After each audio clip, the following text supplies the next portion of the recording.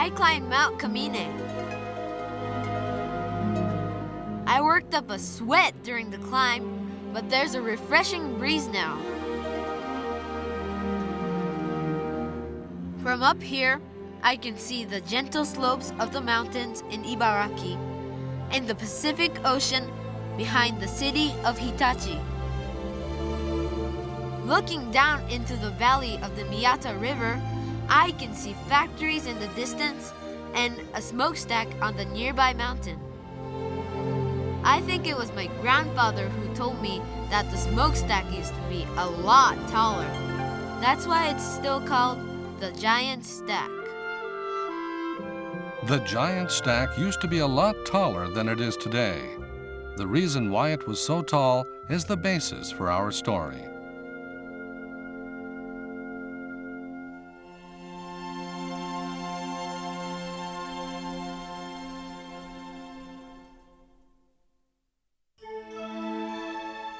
Once known as the Akasawa Mine, the Hitachi Mine is located in the mountains of Motoyama, approximately 8 kilometers from Japan Rail's Hitachi Station. In 1905, it was bought by a young entrepreneur named Fusanosuke Kuhara. He renamed it the Hitachi Mine after the village. It was at this point that the real development began. Ore is mined from the earth. It is then smelted and the metal extracted. Fusanosuke Kuhara had earlier worked at the Kosaka mine in Akita. He used this experience to forge ahead with modern mining developments. He built power plants and introduced advanced technology to mechanize the mining process. Searching for ores by boring became common, and manual mining was replaced with mechanized mining using rock drills. By using compressed air to operate the rock drills and pumps to remove underground water, it became possible to mine deeper into the ground.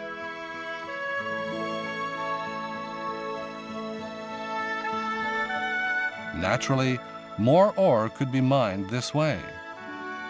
The Hitachi mine became one of the 4 biggest copper mines in Japan, together with Beshi, Ashio, and Kosaka.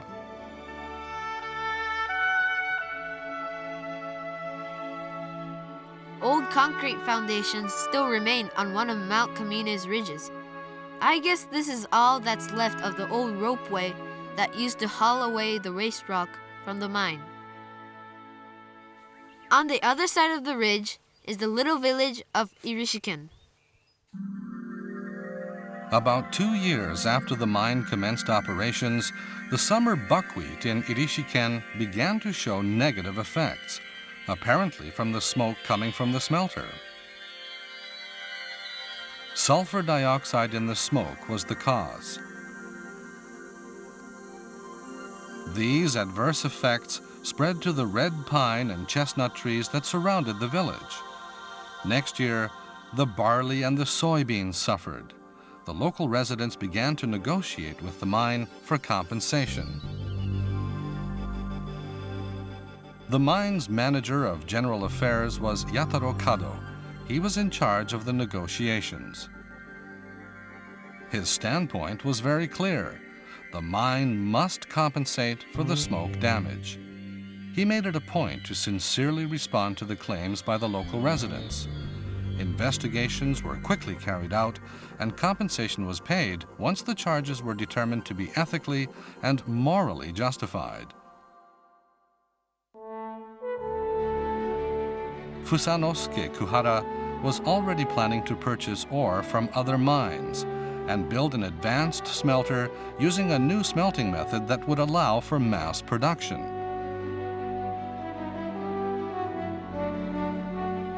As this had the potential for causing major air pollution problems, Yataro Kado signed contracts with the surrounding villages that promised full compensation if damage actually happened. In due course, a Dio-in smelter with huge smelting furnaces was built. This was about 4 kilometers from Motoyama.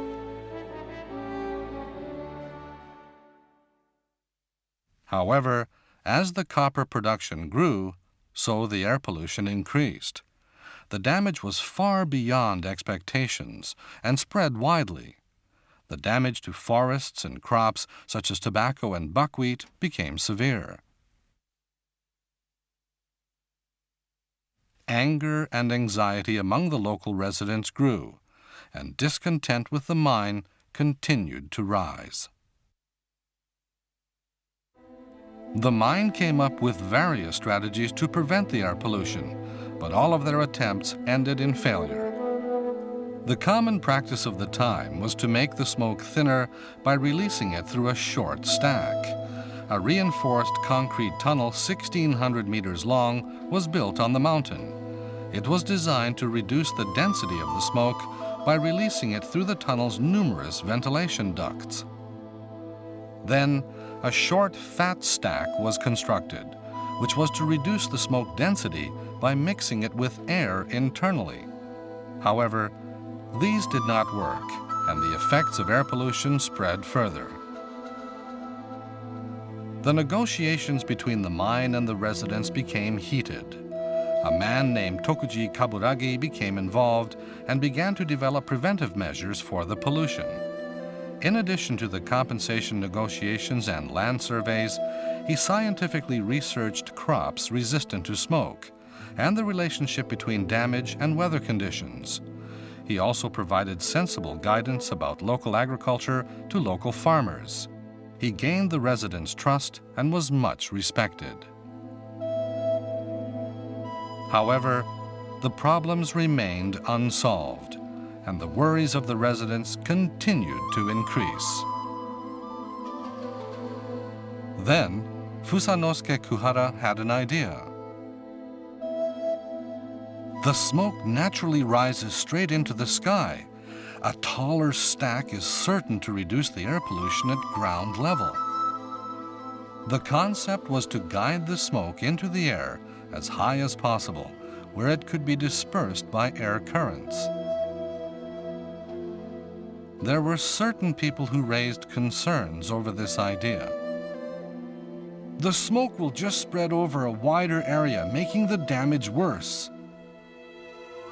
The construction costs will threaten the company's survival. No matter how tall you make it, the wind will blow the smoke back towards the ground. So the arguments raged back and forth. Various experiments and meteorological observations were initiated to find the answer.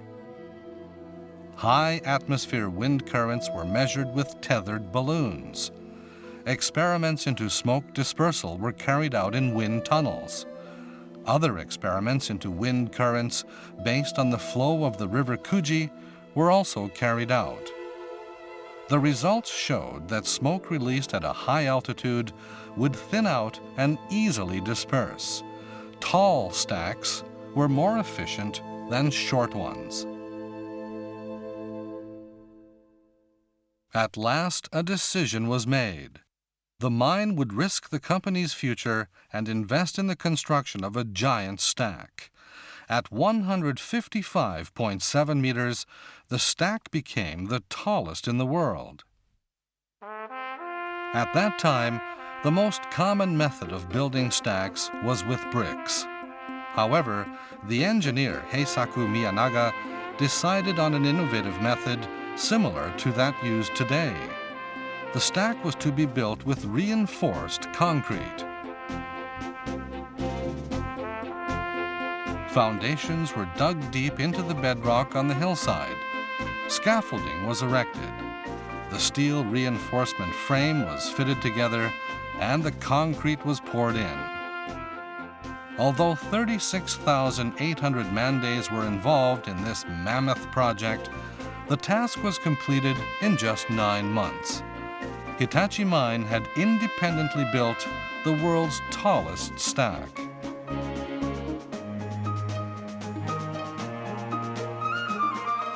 March 1915 saw the first smoke rising into the clear skies.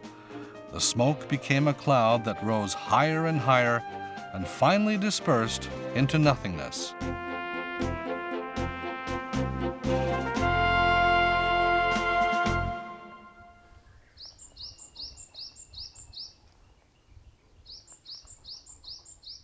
On the top of Mount Kamine, there's a shed that's supposedly an old abandoned weather observatory.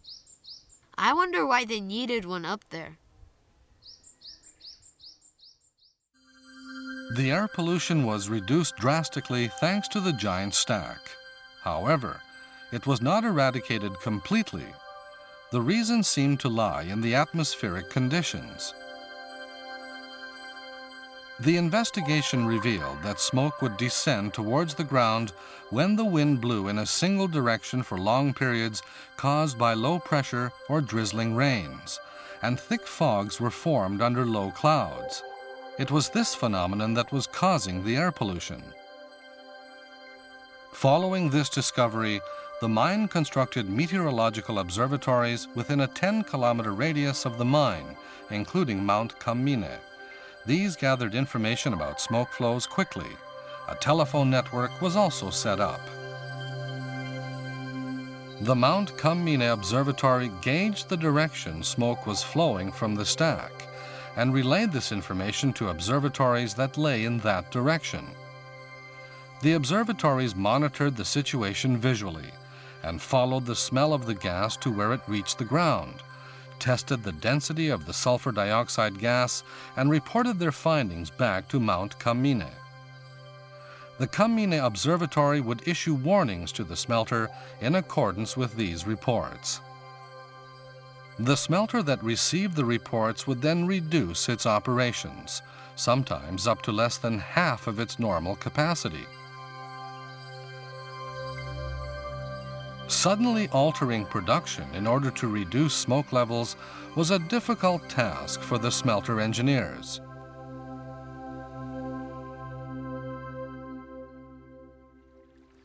When spring comes, white flowers from the cherry trees bloom on Mount Kamine. I hear they're actually called Oshima cherry trees. The Oshima cherry trees that bloom on the mountains surrounding Hitachi Mine were planted by the mine itself. Let's take a look at an old photograph.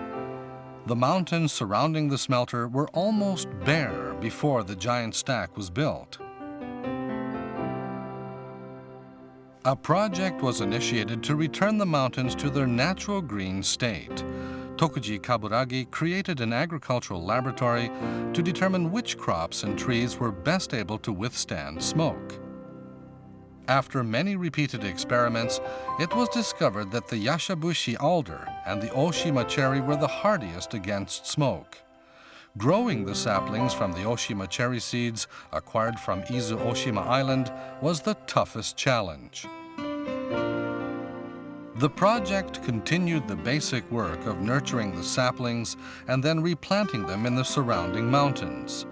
The number of saplings planted by the Hitachi Mine reached some 5 million. Farmers were given fertilizer and the seeds of plants resistant to smoke. Instead of only using money to compensate those affected by pollution, the mine also wanted to improve local agriculture. Further emphasis was placed on reforesting the local area, and Japanese black pine, Oshima cherry, cedar, and other saplings were also distributed to the surrounding townships and villages. This continued for nearly 20 years, and 5.1 million saplings were distributed by the end of the project, bringing the total to more than 10 million trees planted. The reforestation project also grafted Some Yoshino cherry onto the Oshima cherry and created vast numbers of Some Yoshino cherry saplings. Yataro Kado took 1,200 of these saplings and planted them around the company's housing estate and alongside of the mine train railway lines.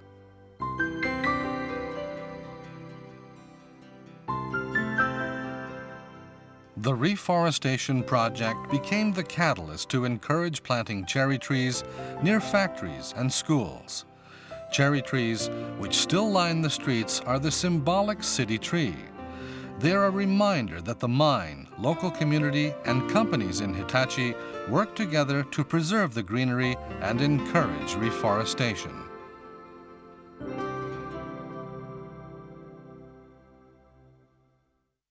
Research to eradicate sulfur dioxide gas from smoke continued. Gradually, results were obtained in generating sulfur from sulfur dioxide gas. This led to the construction of the flash furnace and tertiary sulfur plant in 1972. From this time, sulfur dioxide gas was no longer released into the atmosphere. The smelter had finally become pollution-free. Subsequently, the giant stack took on a new lease of life.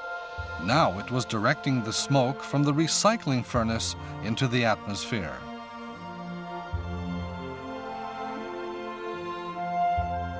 The smoke curls like white cotton from the smokestack, but it's not the same smoke as before.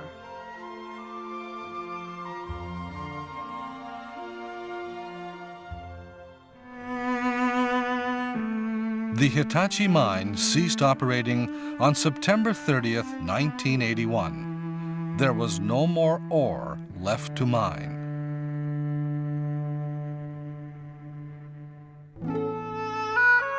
But the giant stack still stood sentinel over all 4 points of the compass. It had become a symbol of the area. When the people of Hitachi returned to their hometown by train or car, the first glimpse of the giant stack in the distance would remind them that they were home, and they would breathe a sigh of relief.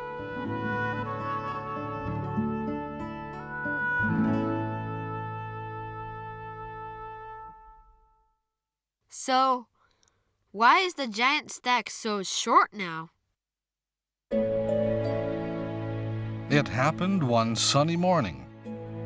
At 3 minutes past 9 on the morning of February 19th, 1993, the giant stack trembled for a brief moment and then fell over.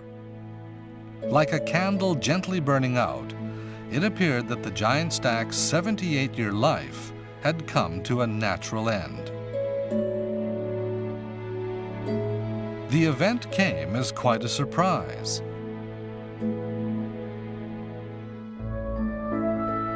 After being a part of the industrial city of Hitachi's life for so long, the giant stack was reduced to 1/3 of its original height. However, its familiar shape had become a symbol of the city, and it still lives on in the heart of the community. That's why it's still called the giant stack, even though it's only 1/3 of its original size. Despite being shorter than it once was, it is still thought of as the giant stack. The millions of trees planted, thanks to the mine and the local community, live on, spreading their beauty across the mountains as they rustle in the breeze.